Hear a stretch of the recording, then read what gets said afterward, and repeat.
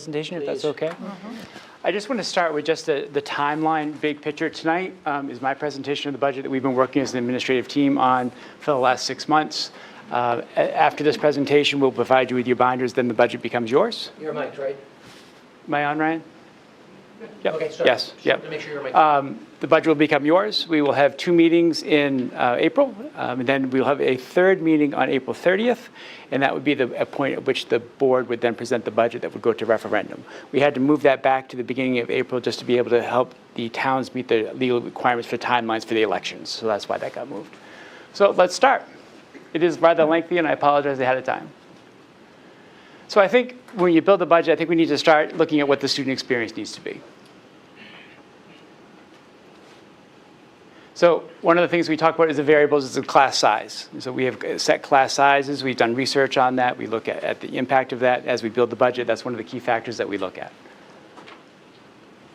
Data-driven decisions. We look at student data to lead us in what we need to do, where we need to improve. That's something that we make a really strong effort to do. And so that really has to impact how we make decisions. Early learning and intervention, and so we put a lot of time into creating intervention systems. I think one of the great things with the CDS program, which is a 3 and 4-year-old special education program, is it gets those student services sooner. And so this is an opportunity for our students to be able to recover those skills. Research would say that if students can close those gaps by their 2nd grade year, they'll be better in the long term with their education. Excellence in teaching, making sure that we're observing and analyzing teaching, working with teachers to always improve and improve as administrators. Making sure we have adequate classroom supplies. Do teachers have what they need? The board's, one of their key ideas is the capstone experiences. What are those landmark experiences the students have throughout our district? For example, one of those may be the hike through history, which happens with our 3rd graders. Could also be the trip to Pinkham Notch, 2 examples. So the main learning results guides our work. The state of Maine sets our standards and says this is what students need to know and be able to do by the time they graduate. And so really we work to meet those results. Making sure we have student voice and belonging. One of the things that I think we really want to become better at, and I am so pleased that so many people are here tonight because this is really important for people to hear this, is student voice. And sometimes we are good talkers, we're not necessarily the best listeners. And so we want to be able to listen to students and have students inform us on what they need, what they want, and be able to work with that in an appropriate manner. So when we talk about the student experience, that encapsulates it. So let's dive into the budget a little bit. So we always talk about what's happened in the prior years to frame our work. This is our strategic plan. We have the different parts, positive relationships, character, student voice, equity and support, excellence, learning, safety. We have community, students, and staff, and then we have human resources, time resources, and financial resources. So we'll go through each one of those. Safety. Implementation of Navigate 360, which includes building, mapping, and digital photography of all of our schools. Navigate 360 is a school safety program that the district uses to ensure that we have safe schools for our students. We also work with the Elliott-Southborough Police Department and fire departments in that area. You may have noticed on the way in, but we've improved the visitor entrance at Marshwood High School. We use the ALICE program, and so things that we don't ever like to talk about, but we must be prepared for is we have a violent critical incident response program. That's where ALICE comes in. We implemented ongoing collaboration between the Elliott-Southborough Police Departments and fire departments. Implemented the Maine state regulations regarding district drinking water in all buildings. That's a changing factor. And then we secured a $500,000 grant through the Department of Justice to upgrade added security cameras in all of our buildings. Positive relationships. School counseling has been prioritized to revamp across all grade levels. Addition of a new student services hub at Marshwood High School. So we took a part of the building, put all of our counselors together so it's more accessible to students so they can go in and see their counselors whenever they need to. Prioritize student advisory and responsive classrooms across the district. We emphasize the hallmark experiences, which we just talked about. We trained our building leaders in trauma-informed leadership, dealing with ACEs and how to support students or staff. Ongoing mental health first aid. Created a systematic approach to monitoring and supporting student attendance. And implementation of the BAR program in grades 6 through 9. A BAR program is really an intervention program at the middle school now with our 9th grade students.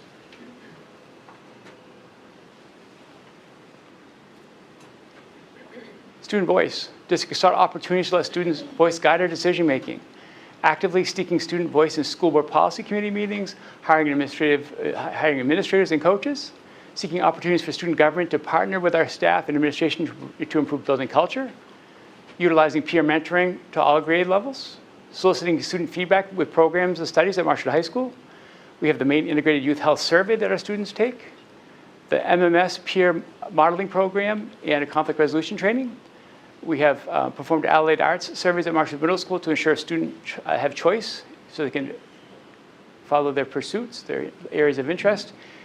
And then we have continued support for the enhancement of the Maine Attorney General's Civil Rights Team project.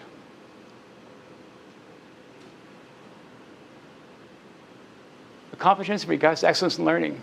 Added a project adventure course at Marshall High School and Marshall Great Works School. We've added an adaptive physical education program in all of our buildings. Partnered with the Portsmouth Naval Shipyard to provide real STEM experiences for our students. We implemented a co-teaching model in the area of special education to support students in grades 4 through 8. Increased capacity to use data-driven instruction as we transition to the NWA state assessment system. Expanded our career exploration from grades 12 to K-12.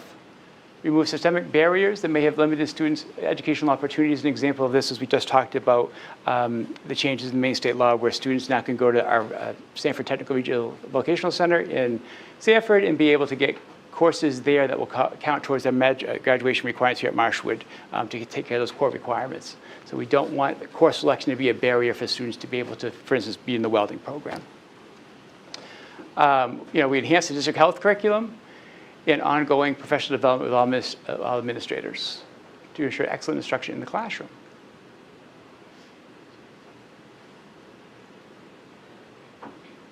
Accomplishments in regards to equity and support, ongoing professional development to ensure all MS-8035 community feels seen, valued, and heard as part of our schools, implementation and evolution of multi-tier systems of support, partnered with the Count Me In initiative, which is around integrated attendance ambassadors, which has helped student attendance across all our buildings, created real-time math intervention in pre-K through grade 5, increased real-time reading intervention pre-K through grade 8, and adding the middle school was a big change for us to be able to move back in that direction, which is fantastic. Added math interventionists pre-K through grade 8, so that allows our students to be able to get the additional support they may need to be successful to meet those Maine learning results. Created a 3- and 4-year-old early intervention program for special needs students. This is 100% Maine state funded. This used to be, as I said, the CDS program. And so the state asked who would be interested. We became one of the first Tier 1 schools to be involved with that. So this is 100% funded by the state, but we have a voice now in how that's created. And this has created opportunities for our schools, and it also has been a positive impact on our budget, and I'll share that later in the presentation. We included implicit bias training in our hiring process, utilized the Hawk Buddies program to allow older students to support our younger students through mentoring, implemented a new career model, a career center model at Marshall High School to ensure pathways for all students after graduation. So we really wanted to focus on what's that end goal for all students and then build backwards from there and how do you achieve that goal. And you are in the new career center now.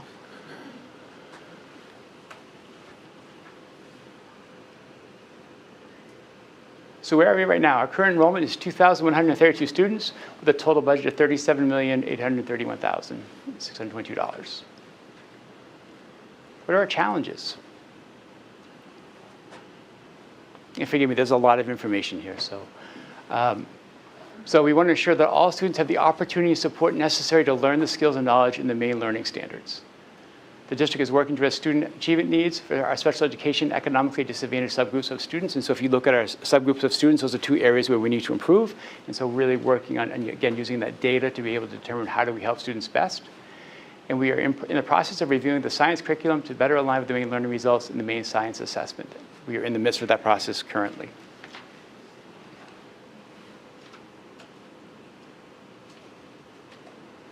Anxiety and mental health concerns continue to impact MS-8035 community and across the country. Our mission is for all members of the school community to feel safe and supported so students are able to reach their full potential as healthy individuals, citizens, and lifelong learners. This is difficult because to be able to get mental health resources in the community is very, very difficult at this point in time.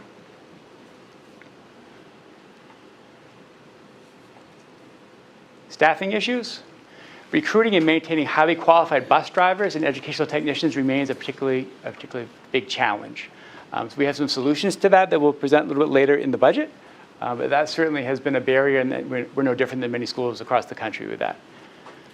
Ever-changing state of Maine expectations with regards to management of staff leave. And so the addition of earned paid leave, COVID leave, Maine paid family leave has presented unique challenges in relation to budget and filling of positions. The addition of new state-required Maine paid family leave withholdings as of January 1st resulted in an additional $120,000 paid by the district with a $120,000 match paid by staff. And so that is not necessarily something that we had planned for. And so this is one of those unfunded mandates that the district has to pay for, and the staff has to pay for by 0.5% for each staff member. And that's not something we have a choice in. That's the law. Central School will celebrate its 100th birthday later this spring. The average age of our buildings is 56 years old, and so we've really tried to put money into our facilities to be able to maximize the usage of our buildings. But obviously, the century mark for a building is a pretty big deal. And so the new high school now is going on 26 years old. The district manages 5 campuses, 3 properties in South Berwick and 2 properties in Elliott, and a leased transportation facility in Berwick. These campuses encompass approximately 124 acres, all maintained by the district. On these 5 campuses, the district operates 6 buildings totaling almost 500,000 square feet. The overall appraised value of these facilities is approximately $122 million as of March of this year. And the overboard discharge, this is the sewer system at Marshall Middle School, is an issue on the horizon we need to keep our eyes on.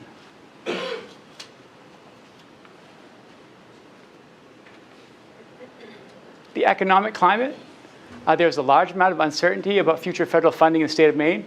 Currently, RSU35 receives about $867,000 in federal funds, which is impacting, which will be maybe impacted for the 2025-2026 school year.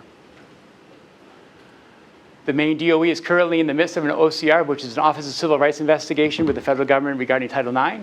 The outcome of this investigation may result in loss of federal funding. We don't know, but that's ongoing right now.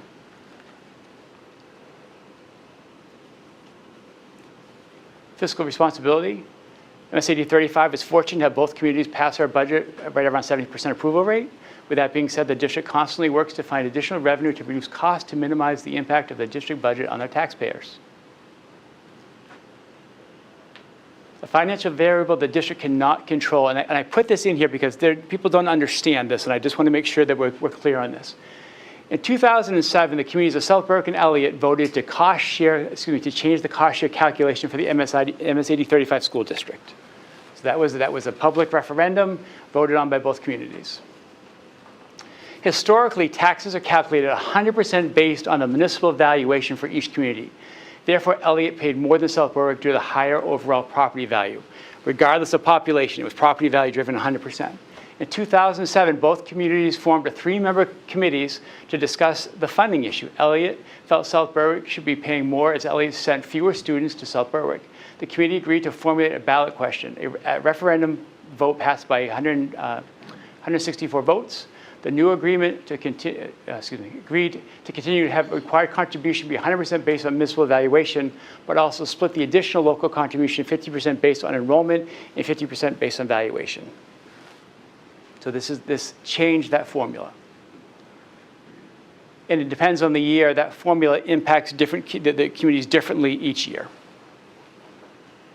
So this was the vote. Elliott, passed by about 79%. South Berwick failed by about 74%, but a total of 164 votes difference, about 3% difference.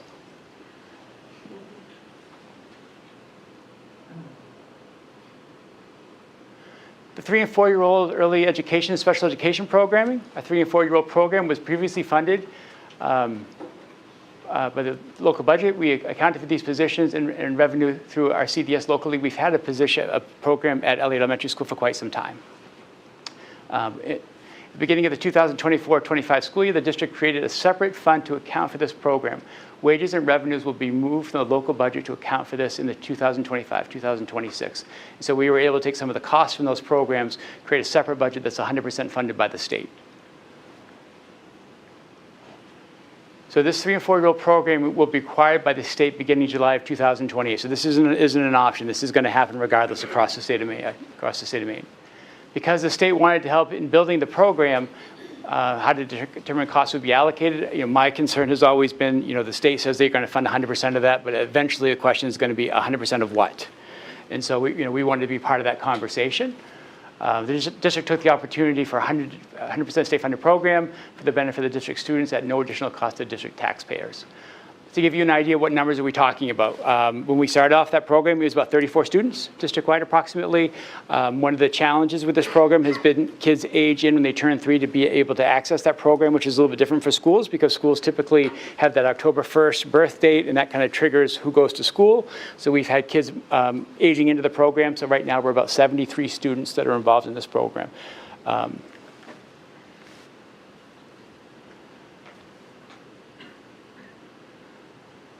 How we build the budget. So we use a zero-based budgeting model. Every year we start with 0 to build the budget based on the student need. Examples of our zero-based budget practice. So this is the projected staffing and projected enrollment for the 2025-2026 school year. So if you look at the enrollment, the dots are going to be your staffing levels, and you'll see, for instance, at Elliott Elementary School, we expect that to be down by about 2 students.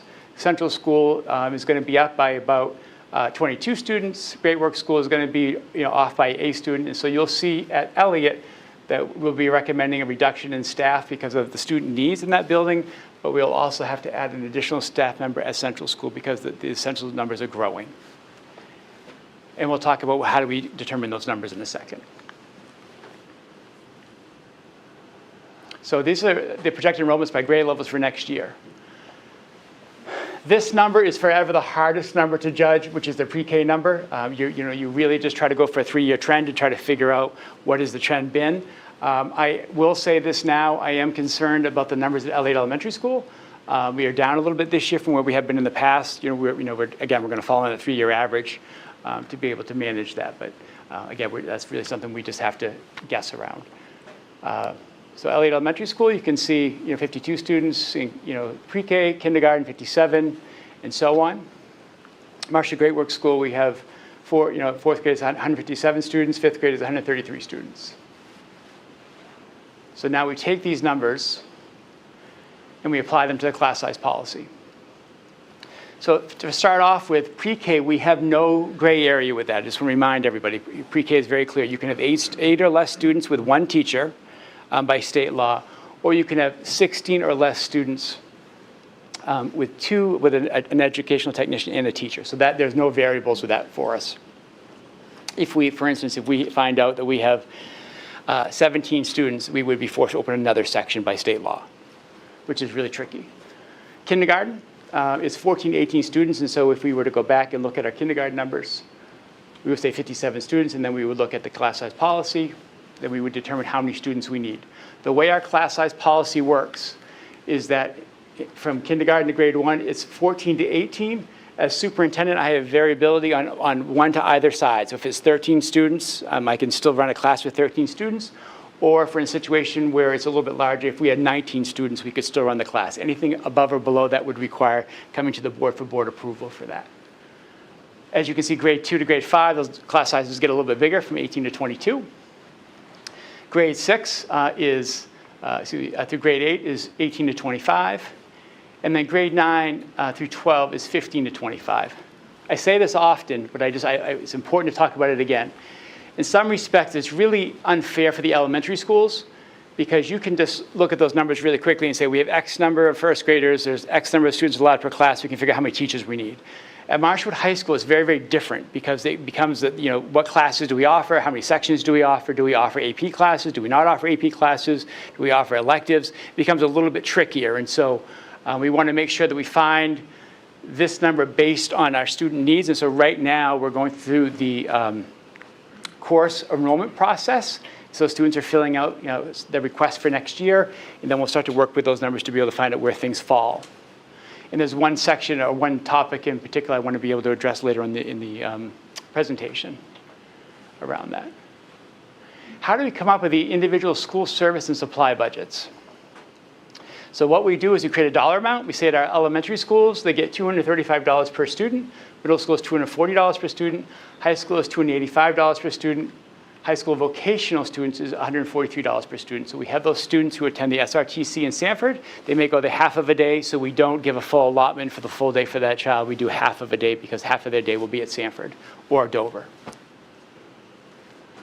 So if you look at Elliott Elementary School, you take the 283 students, multiplying it by the $235 per student, and you come up with the supply account that the principals are then given to work with their staff. So that's where that number comes from.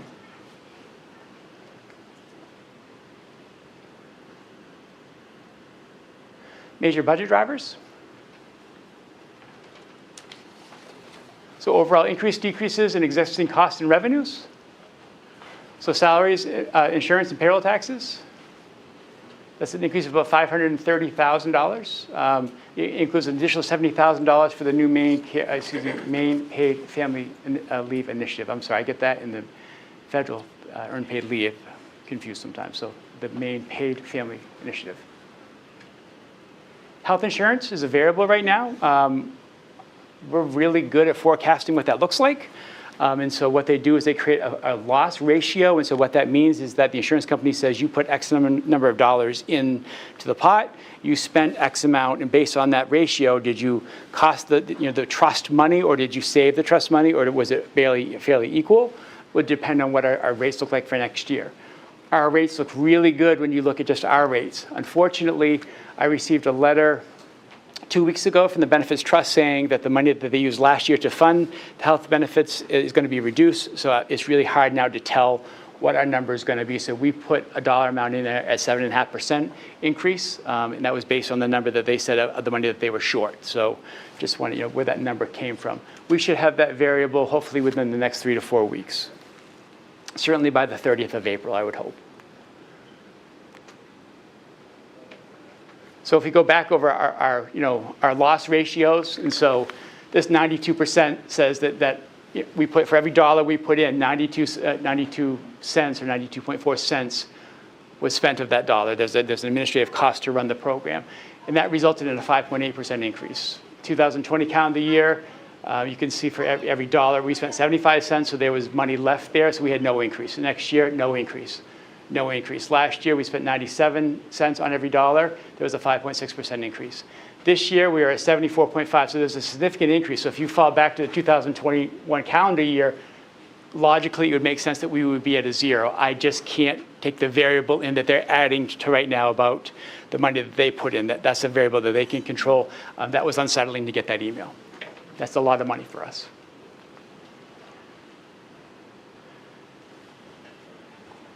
So right now, and this may get a little bit confusing, so forgive me. Right now, our CDS programming that we run is done through our local budget.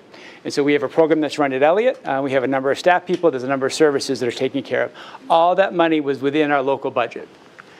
Well, when we did the 3- and 4-year-old program, all of that money goes out of the local budget and created its own separate budget, which is a good thing. But in order to pay this, there's going to be a reduction of $410,000 of revenue because we had to have that equal off. And so there is an impact here.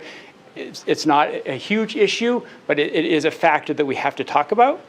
And so we're trying to use this as leverage to be able to minimize the impact on taxes. And John, how do you do that with a 3- and 4-year-old program? Like for me, from a logical standpoint, if we have Central School that typically has, let's just say for easy math, 400 students, and Dr. De'Aaron is the principal of that building, and she's responsible for 400 students. Let's just say hypothetically that now she has 440 students because of the 40 new CDS students that are attending that building. And so what we have done is to say, okay, CDS is going to pay X percent, in this case 10% of Dr. De'Aaron's salary. We'll take that out of our local budget, and we'll pass that on to CDS. Someone has to be the administrator in charge of that. And so those are ways that we're trying to use the CDS money to be able to take care of our local budget as well, but at the same time, the straight face test is someone has to be responsible for those 40 students. So we've done that in a number of different ways.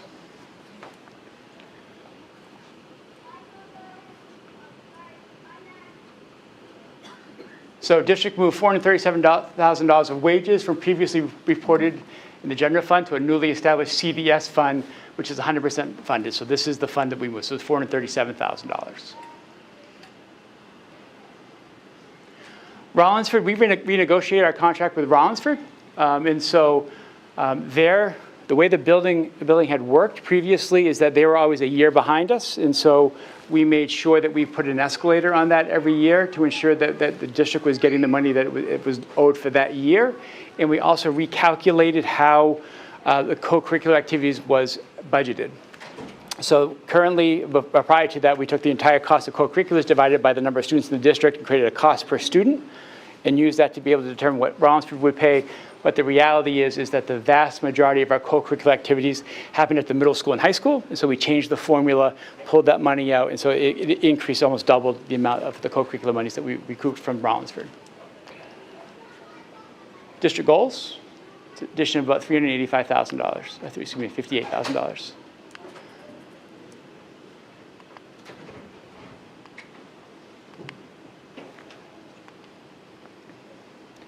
So district goals based on the strategic plan. Students are the reason for our work. Their voice, input, and active engagement is vital to our continued improvement. Their success is how we measure our success. Go back to the strategic plan visual.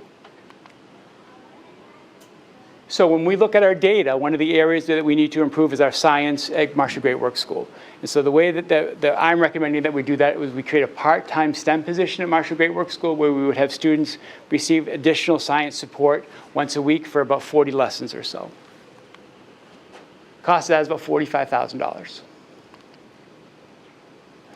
We talked about this. There's going to be an increase of one full-time teacher, FTE, at Central School, and this is due to the enrollment numbers.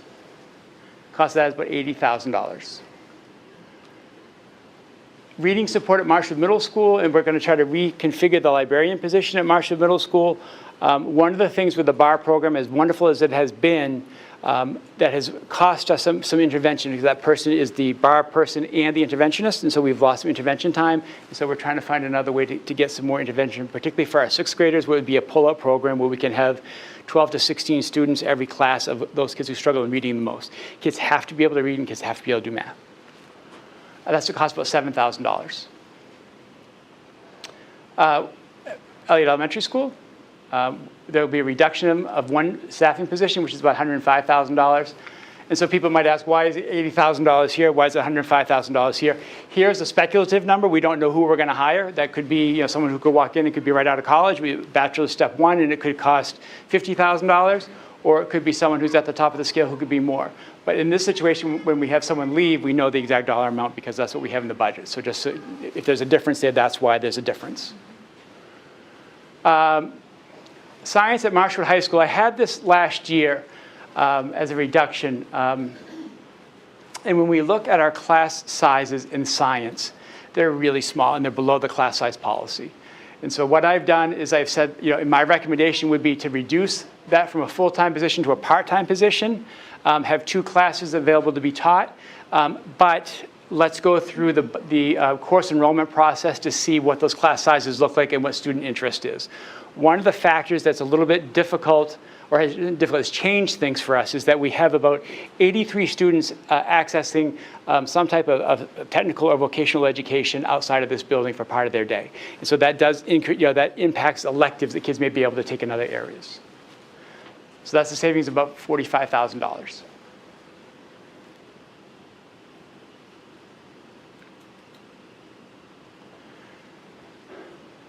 Tonight, the board has up before you a motion to be able to approve the addition of the special education services for SAU 104, where Scott Rooney would become the director for on a cost basis. For us, this is an opportunity for us to gain revenue where we were able to help Rollinsford, we're able to help our students, and we're also able to help our local budget. So again, why would we do these things? Why do we get into these agreements? It has to be mutually beneficial. It has to benefit both communities. Part of that benefit is that it's going to create some financial flexibility for our local budget. Cost for that position is about $65,000, but it's going to be offset by the CVS and the Rollinsford revenue. So what do you mean, John? Part of this position will be in our local budget. Part of that position will be in the CDS budget. That's how when we say funded by those 2 sources. Additional costs for the vocational placements. There's about $30,000, and so there is a slight cost increase at both schools when they attend.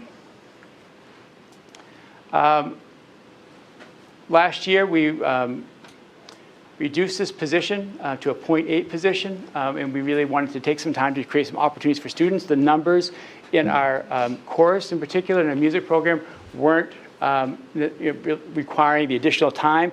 Now what we've done is we're trying to create more of a theater and acting program to be able to create some better electives that kids maybe have more interest in, and that's why we're putting in the extra 0.2, so that would be that person would be there the extra day a week. The cost of that is about $12,000. We're at the tail end of the COPS grant. So years ago, we had the COPS grant where we were 50-50 with the federal government. We shared it with Elliott.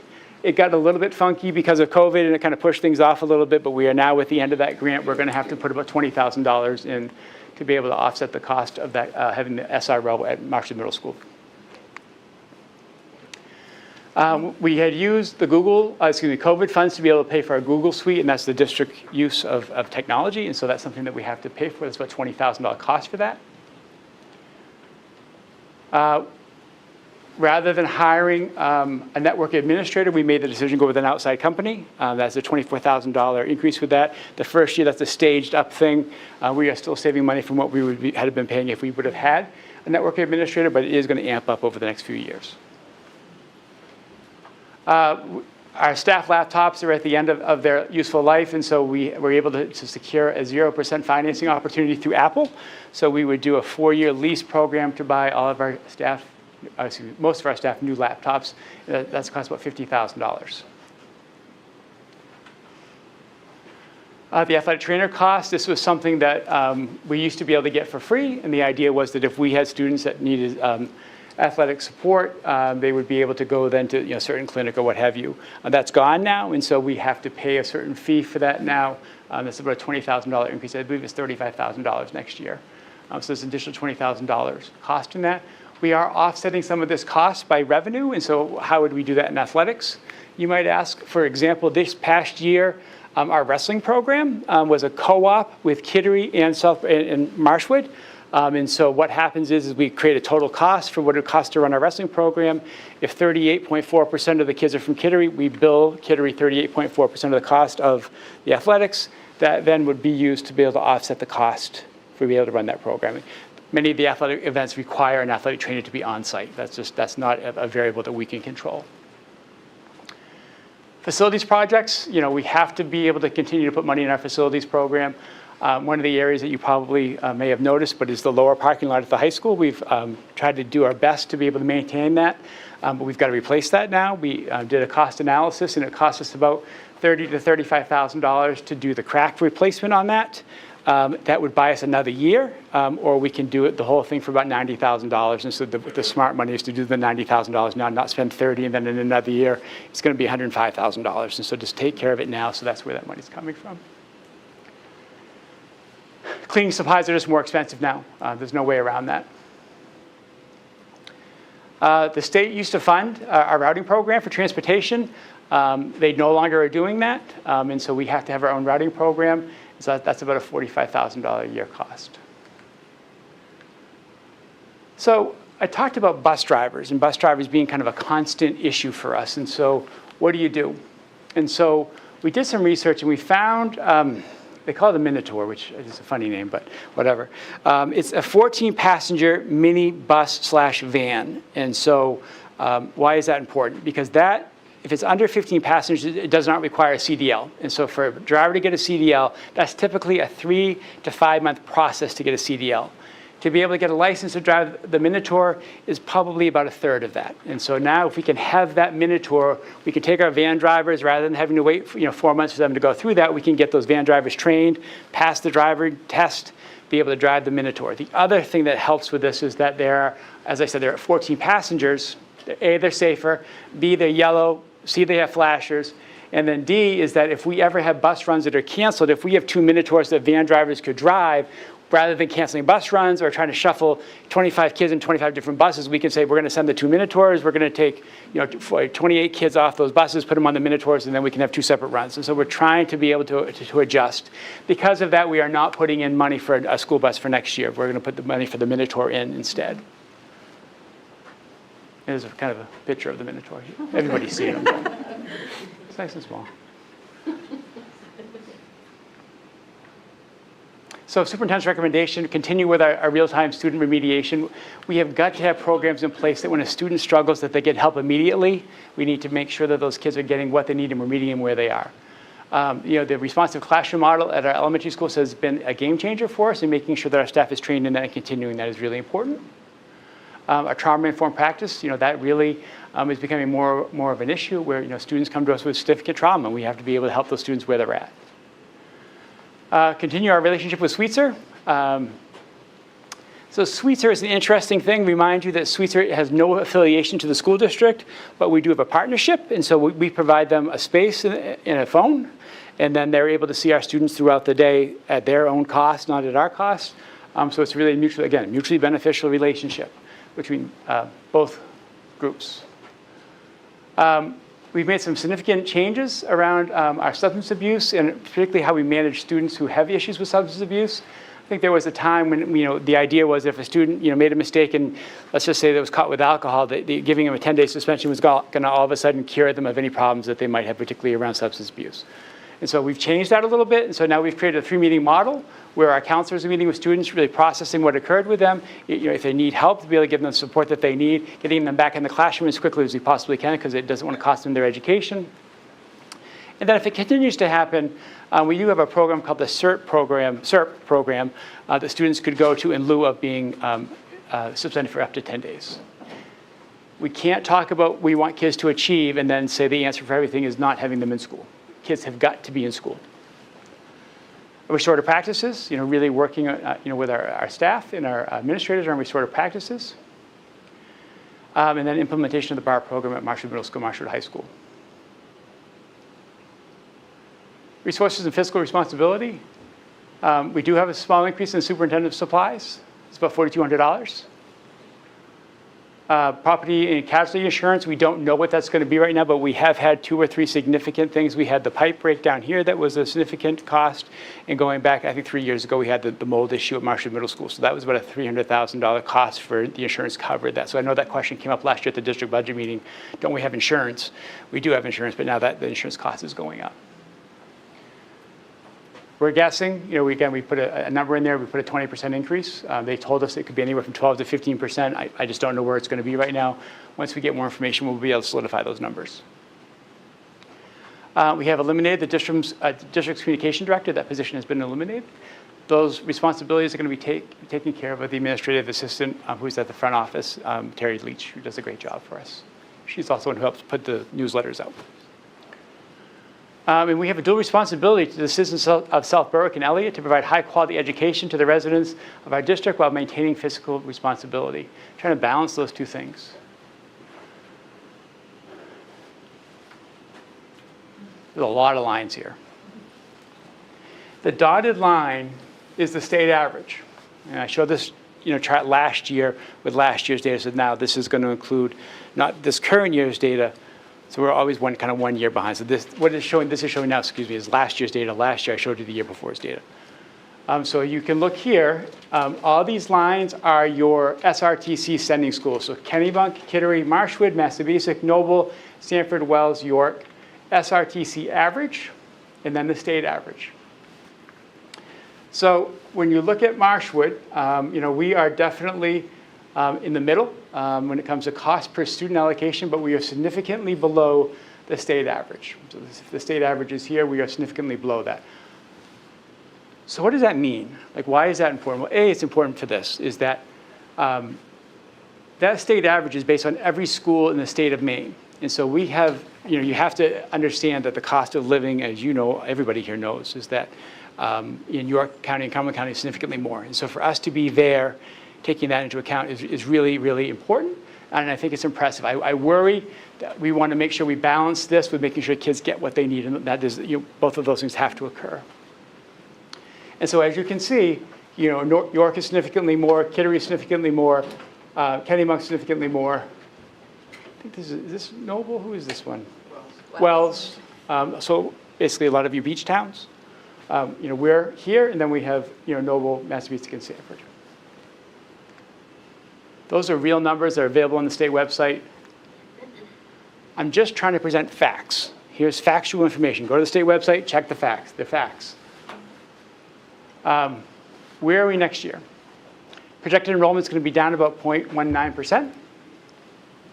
Total budget, we're talking about a 3.06% increase. The projected tax increase is 2.99%. The difference why this number is bigger than this number is that we were able to create other revenue streams to increase our revenue. And so that's why those numbers are different. So 2.99% projected tax increase. Capital improvements.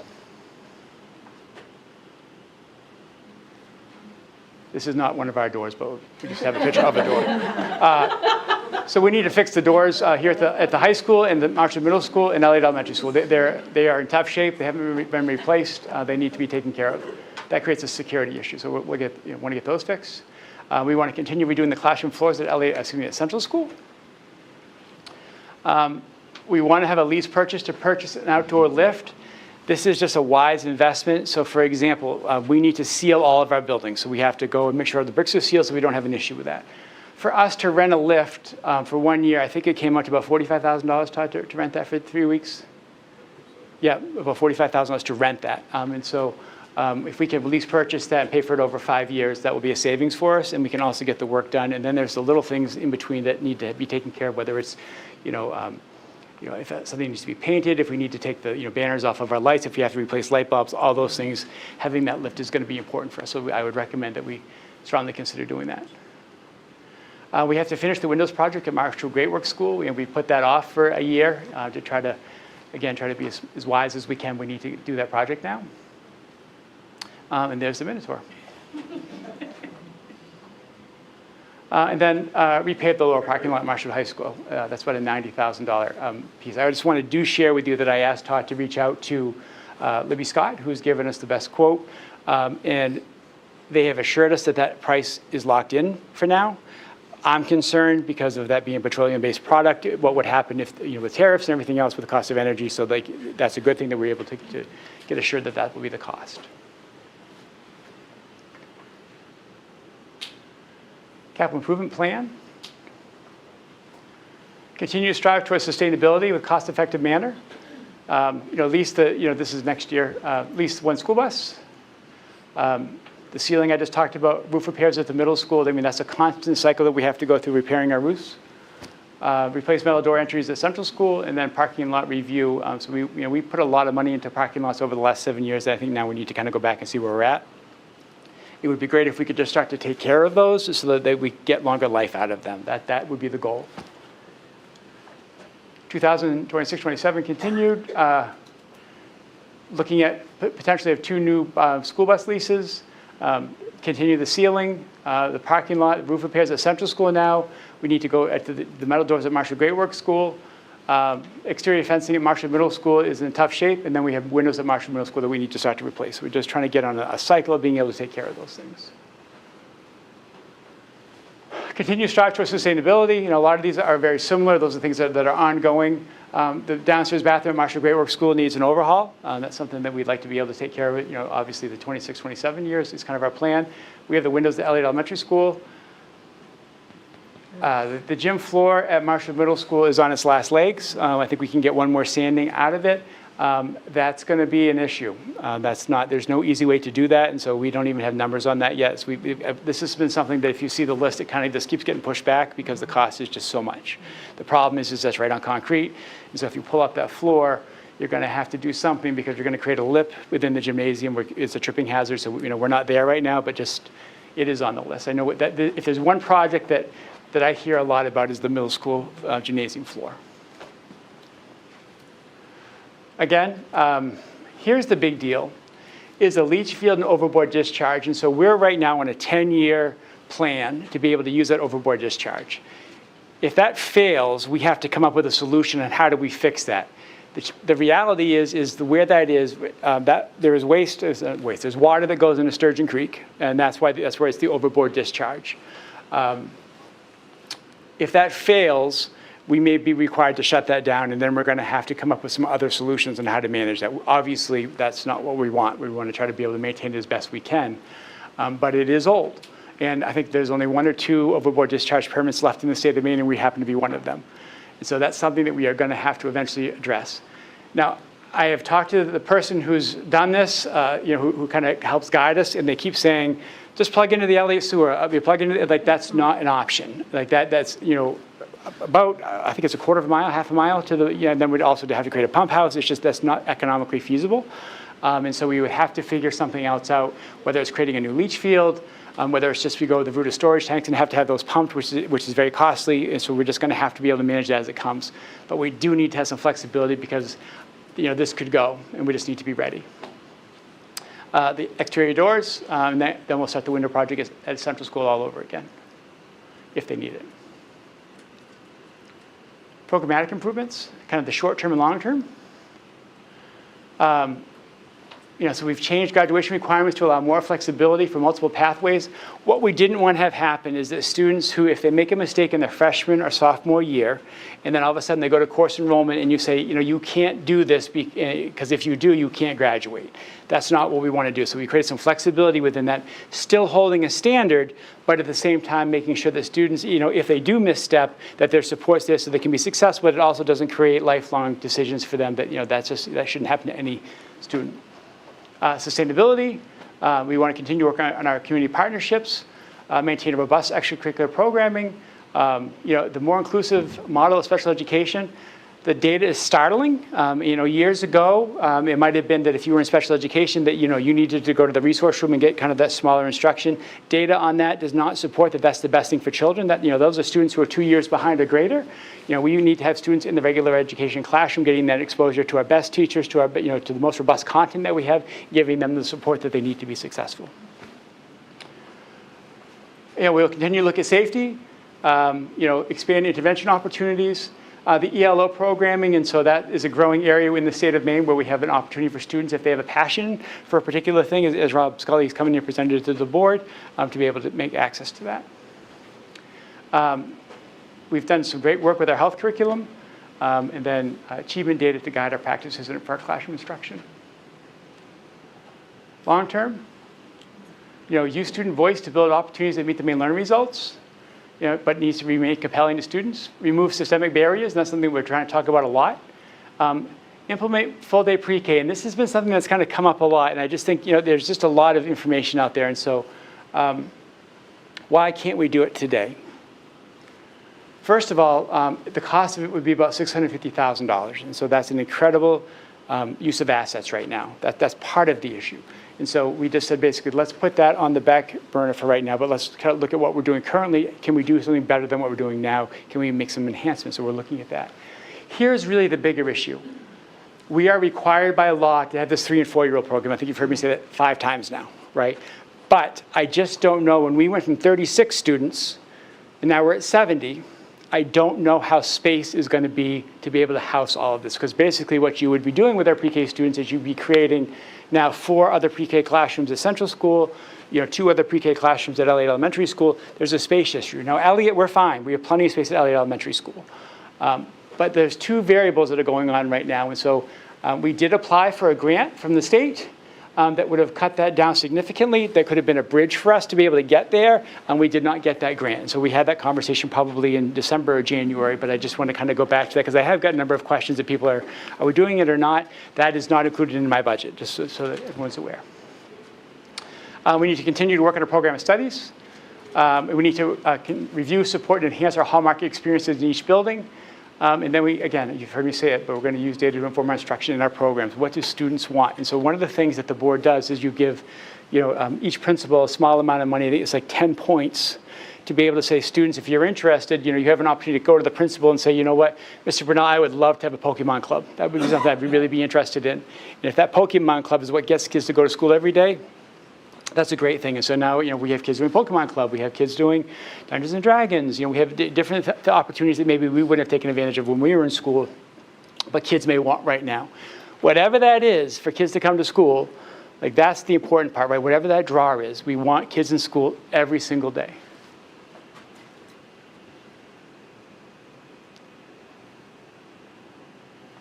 So, Aaron, you had a great question. I wanted to cover your question. What does this 55% mean? So the governor says we fund budget at fund schools at 55%. What does it mean?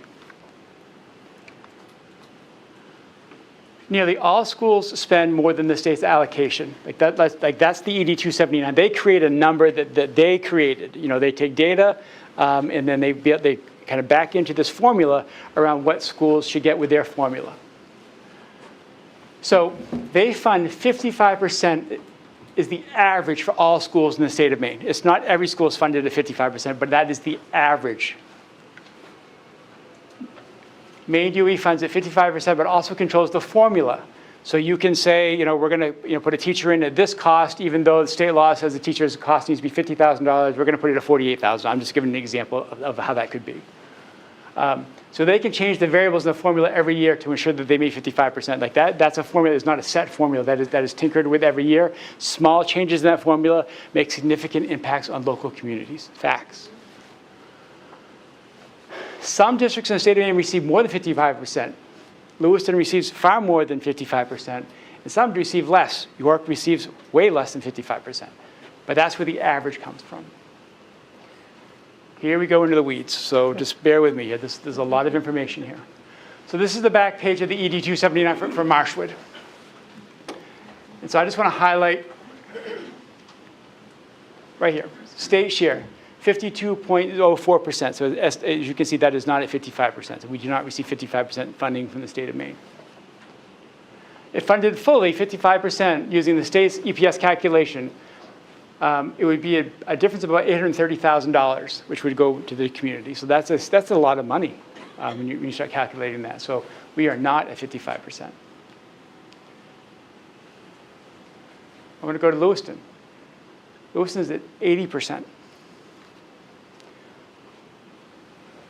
So if funded at 55%, their taxpayers would need to raise an additional $23 million. So that $23 million difference between their 55% and the 80% they're getting, that's coming from someplace. And that's coming from every other district in the state of Maine that is not funded at 55%. Now, I'm not saying people agree with it or disagree with it. These are factual things. So 55%, yes, on the average, that does make sense, but it's not necessarily what you are sometimes, when you associate that, that's not necessarily what it means. Changes in subsidy.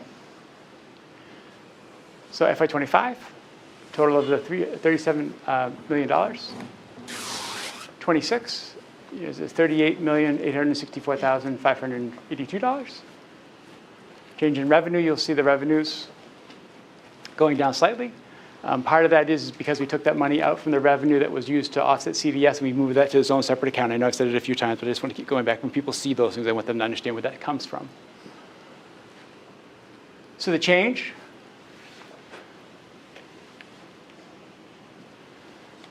So why is there such a large difference between Elliott's contribution and South Berwick's contribution?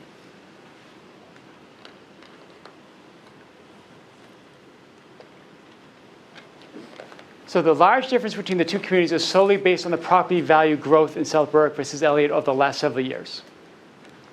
Valuations are 100% determined by the municipality, so don't confuse valuations with assessment. Those are different things, the evaluations. And so if you look at the average, the 3-year average in Elliott for the state valuation was, just short of $1 billion, $918 million. South Berwick's 3-year average was $678 million roughly, just to keep it simple.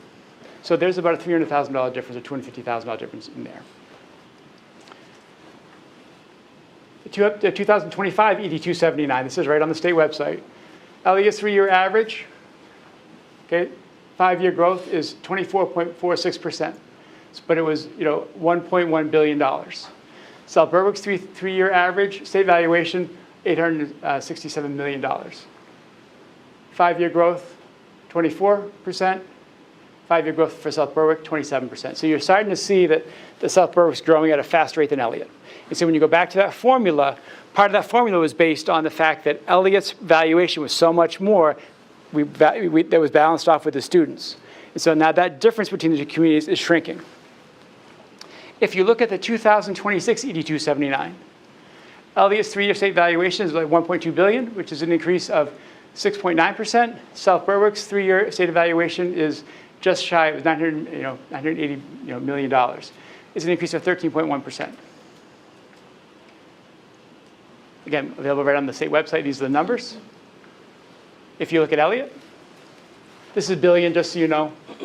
Remember, I was talking about a 3-year average. So when we, it was $1.1 billion in 2022, and then we had the average before that. So over a 3-year average, not including the last year, would be about an increase of about $204 million, and that would be an 18.61% increase to the valuation in Elliott. 3-year average, or 3-year increase, pardon me. South Berwick, there's a 32.9% increase in that same 3-year period. So you can see the difference. So that adversely impacts South Berwick.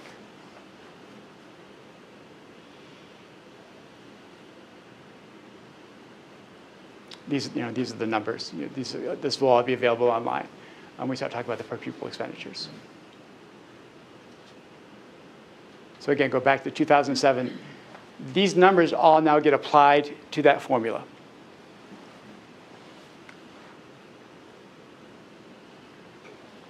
So this is the allocation distribution for each community. That is not clear at all. About $13.8 million, sorry. Oh, there we go, that's better. Municipal allocation with valuation versus the mill expectation. And so the mill rate changing impacts everything. And so that 6.1 mill rate adversely impacts some communities more than others. And so typically when we've had this formula, there's years when it's like 45% for South Berwick and 55 cents for Elliott or vice versa, just depending on how the mill rate was being used. So there's a reduction in Elliott of about $113,000. There's an increase of about $237,000 just in the required portions of that by the state's use of the formula. So I just think it's important to go back, and I got some feedback last year that we're not necessarily as transparent as we need to be. So I'm trying to give a lot of information here to give people an idea of what we're talking about. So this really isn't just about, hey, guess what? There's a 2.99% increase that we're asking for. It's far beyond that. I want people to try to understand the process and also understand where do the numbers come from? What variables can I control? What variables can the board control? Elements RSU35 control. How much money we spend? Right, so that's the 2.99 local tax increase on the 2 communities. That's a variable that the school board has the ability to control. Things that we can't control. The state required minimum rate is set by the state of Maine. We have no control over that. And as I said, that 6.1 mill rate requirement impacts every district slightly differently. But that's something that the state sets. When they play with that mill rate, it impacts other communities less or more. State determines the calculation for 55%. So what does that number mean? And so I'm going to give you an example. Years ago, Maine teachers' retirement was covered 100% by the state of Maine. That was, this is going way back in time, probably 10 years ago. That changed, and all of a sudden, school districts were funding it. Maybe at that time it was 3%, and it's up over around 4% right now. But that 4% cost was put onto the districts within that EPS formula without necessarily increasing the subsidies. So they put more money that we had to pay out of that into that 55%. Unfunded mandates, the Maine paid family leave, the additional $120,000, that's not anywhere in a formula. That's just the legislature saying that, you must do that. There's no questions of whether you want to, whether you not want to. New Hampshire has a similar law. And people can sign in and say, they can opt into the program or opt out. That's up to individual citizens. In Maine, that's not the way it works. You are required to do this. There are many people who really take that as a 0.5% tax that's coming out of their paycheck every month, or every paycheck, pardon me. And then the cost sharing between South Berwick and Elliott. The 2 towns changed the state's calculation, which is 100% based on property values. We're going to kind of go, everyone gets the point. Okay.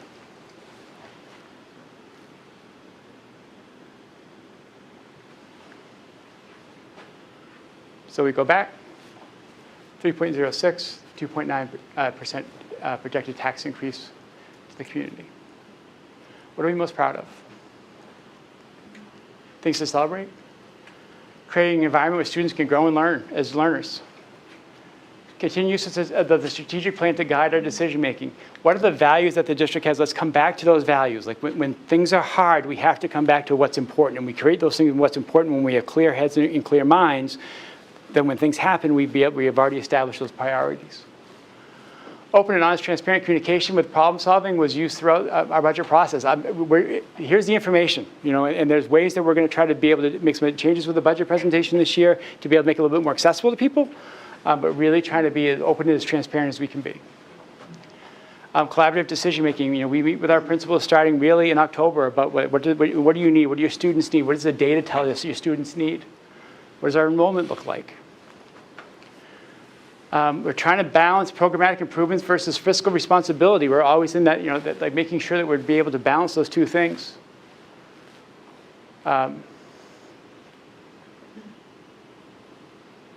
We want to continue to talk about education in innovative ways. The ELO programming, partnership, of course, with Naval Shipyard, those are all examples of things where we're trying to really get student voice and innovation into the classroom. Just some facts. Fiscal climate for the past 3 years. It has been an interesting 3 years. Using the past 3 Social Security cost of living adjustments. 8.7% increase, 3.2% increase, 2.5 overall increase for an increase of about 14.4%. Our past 3 budget increases have been 11.5%. This is an anomaly. We have always been in that 2.5 to 3.5 range. The goal had always been to be at 2.5%. That was something that we tried to hold ourselves to as much as we can. State subsidy got a little bit off, but we've tried to sit right around that 3% number.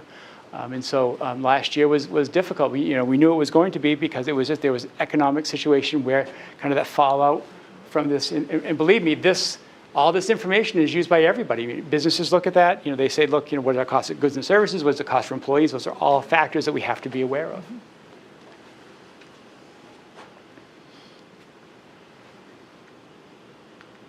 Potential issues on the horizon. I don't know what's going to happen between the impasse right now between the state of Maine and the federal government. President Trump has said that if you don't comply with what his demands are, that we're going to lose federal funding. I think that's going to be settled in the courts. In the meantime, we're in the middle of a budget process, and we're not really sure where to go. So I'm presenting you the budget that is assuming that we're going to have that money.